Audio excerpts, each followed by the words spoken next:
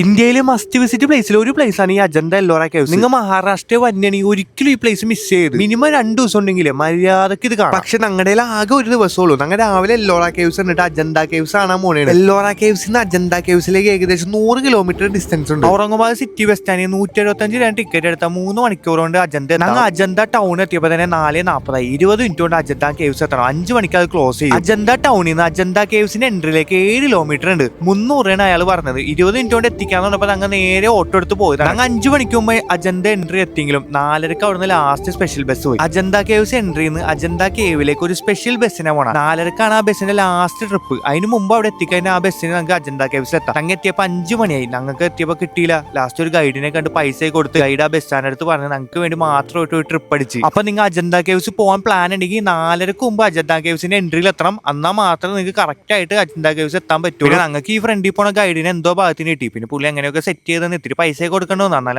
Ajanta caves കാണാനും പറ്റി. പുള്ളി ഇത്തിരി ഹിസ്റ്ററിയൊക്കെ പറഞ്ഞു തന്നു. അജന്ത വരാൻ പ്ലാൻ ഉണ്ടെങ്കിൽ എല്ലാവരും 4:30 മുമ്പ് ഇവിടെ എത്തണം. നേരത്തെ എത്തണം. എല്ലോറും പോണം. എല്ലോറും മസ്റ്റ് വിസിറ്റ് ആണ്. അപ്പൊ 2 ദിവസം ഉണ്ടെങ്കിൽ എല്ലാം മര്യാദ കാണാം. ഇല്ലെങ്കിൽ നിങ്ങളെപ്പോലെ ഓടിച്ചിട്ട് കാണാം.